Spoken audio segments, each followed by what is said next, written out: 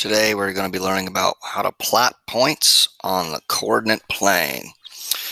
So before we get into plotting points on the coordinate plane, there's a few things you all need to understand, starting with the fact that the coordinate plane is basically formed by the intersection of a simple horizontal number line. Well, horizontal is left to right, otherwise known as the x-axis. And then it's also intersecting with the vertical number line, which is known as the y-axis. So those two things intersect. Now, those number lines intersect at something known as the origin. The origin is what separates the coordinate planes into four regions called quadrants. So if you look down here at my picture of the coordinate plane, you are staring at the origin, which is in the dead center, known as 0, 0. And if you go to the upper right corner, that's known as quadrant number 1. And then in the upper left-hand corner, you have quadrant number 2 with Roman numerals. Lower left is quadrant 3, and lower right is quadrant 4. Okay, so an ordered pair, or also known as coordinates, are what we use to help locate a point on the coordinate plane. So you can see here at the bottom, we've got the x and y coordinate for 4 and -2. So 4 is the x coordinate, so that means you would go over 4 spaces from the origin, so 1, 2, 3, 4, and then it asks you to go -2, which is in the negatives, which means we're going down. So this right here, this point describes 4, -2. So we're going to go ahead and take a look at some of these. Keep in mind, the first move on a coordinate plane is either left or right. And the second move is either up or down, because the x-axis goes left to right, and then the y-axis goes up and down. So if we're asked to use the graph to write an ordered pair corresponding to point P, that just means locate point P and give me the coordinates for it. So if we start here at the origin, like we always do, we have to go left to 3. Well, in the number line, notice we're in the negatives because we're left of 0. So that's going to be a -3x value. And then we have to go up 3. Well, notice we're going up, which means we're in the positive. So that's why it's -3, 3. Over to the next one. Use the graph to write an ordered pair for a corresponding point S. Okay, well, point S on our coordinate plane is right here. So remember, we're always starting at the origin. The origin is right there in the center. So the very first move, we don't go left, we don't go right, we stay put. We are right there on the origin already. So that's 0. And then we got to go up 2. So point S, the ordered pair is 0, 2. Now into plotting our own points. So this says plot 3, -1. All right, so remember, I'm always starting at the origin. 3 means 3 to the right, because that first number indicates left or right. So it's right because it's in the positive. So 3 to the right, and then -1 is going to be right there. So we always start at the origin, and since it reads 3, -1, that means 3 to the right, and then -1. There's our point. Now it asks us to describe what quadrant we're in or where that point is located. That happens to be quadrant number 4. So this would be in quadrant 4. Now we're asked to plot -5, 0 in the coordinate plane and describe the location of the point. So -5, remember that first number either goes left or right. Those are our only options. Well, since it's a negative number, it means we got to go to the left, because that's left of 0. So we're going left to -5. There we are. But now we have to go nowhere. Why am I saying we're going nowhere? Because it says 0. We're already there. So there is the point known as -5, 0. And now where are we? Are we located in quadrant 1, 2, 3, or 4? Well, this is going to have a tricky one. We're not located in any of the quadrants. We are actually located on the x-axis. So that is where we are. We are located on the x-axis. And remember, the x-axis is the horizontal line that connects with the vertical line on the coordinate plane. Now let's get into the last one we're going to take a look at. This time, it just involves fractions. So we are being asked to plot -1.5, comma, half in the coordinate plane. Describe the location of the point. So I'm starting with my origin. Remember, the origin is in the dead center. So I got to go -1/2. Well, that's definitely to the left, right? So -1/2 is to the left. -1/2, that's to the left. And you can see there is -1 and there is -2. Well, -1.5 is in between -1 and -2. So right there is where we're going to go. And then it asks us to go a half. Well, that means up because it's a positive rational number. So I'm going to go up to a half, which is right there. That is the point -1.5, comma, half. That's what that orange dot is right there. Now, where are we located? That happens to be in quadrant number 2. So I'm calling that quadrant 2. All right, on to something a little bit more challenging. This time we're going to deal with reflections. Okay, we're going to be reflecting a point in the coordinate plane. Now, here's the trick. I'm going to be drawing these for you, but the easiest way to remember this is to reflect a point in the x-axis. You use the same x-coordinate and you take the opposite of the y-coordinate.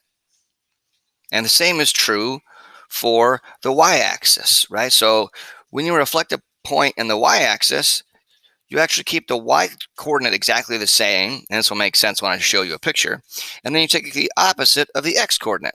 So let's just take a look at the first one.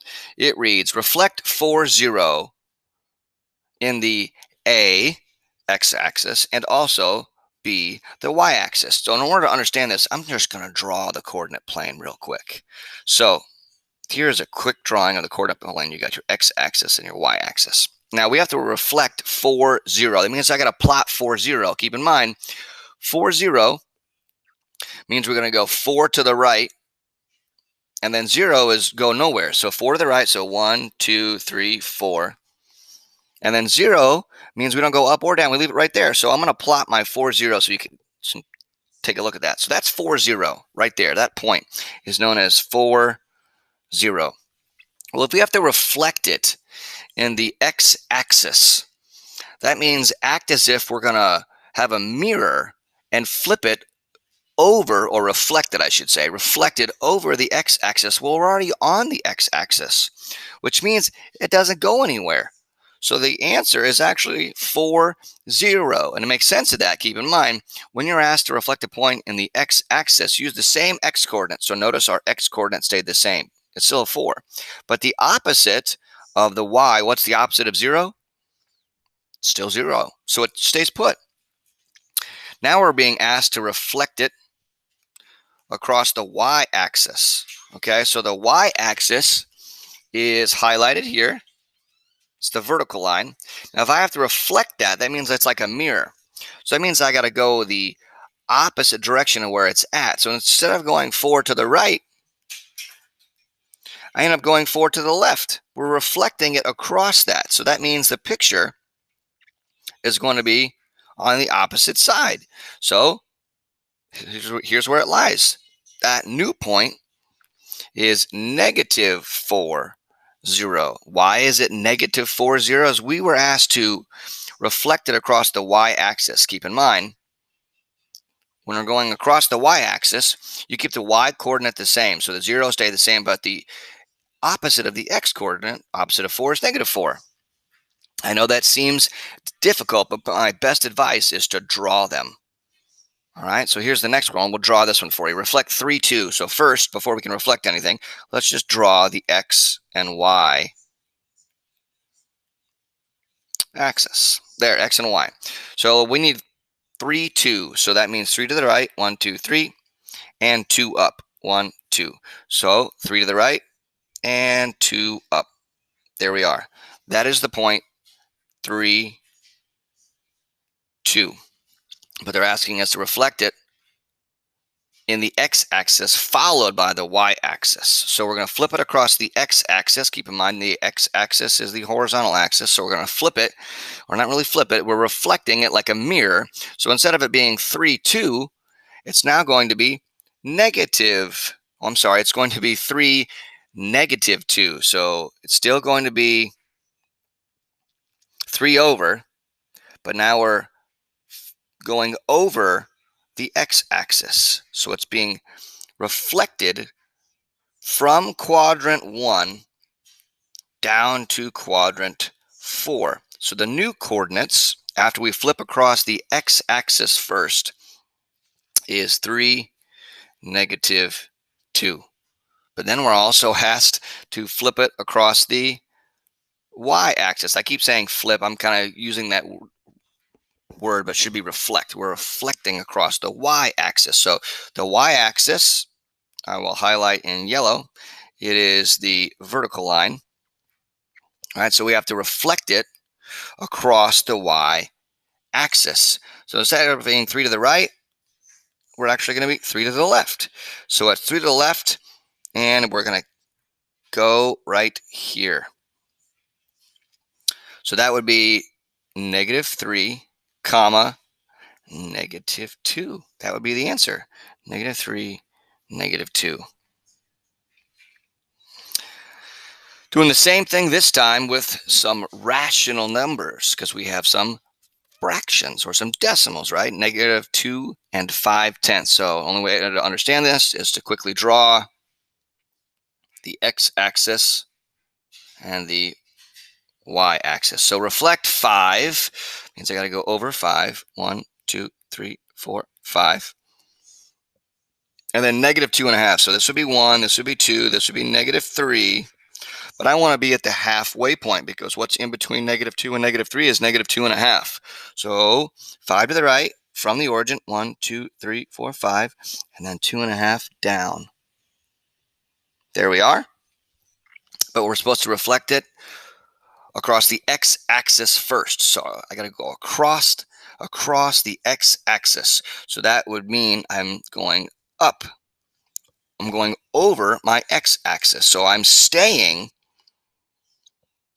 at the point 5. So I'm starting on my x-axis of 5. But now notice I'm above the x-axis. So I'm in the positives now. So it's going to be 5, positive 2.5. So 1, 2, 3. So 2.5, about right in there. So here's where we are now.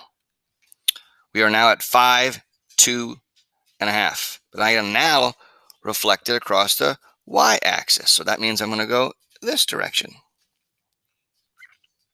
So now I'm going to be negative 5. So negative 5 would be 1, 2, 3, 4, 5. Way over here, negative 5. But I'm still in the positives. So it's 2.5. So it's negative 5, 2.5.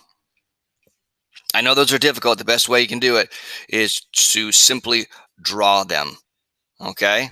So I hope that was helpful on plotting points on the coordinate plane along with reflecting them.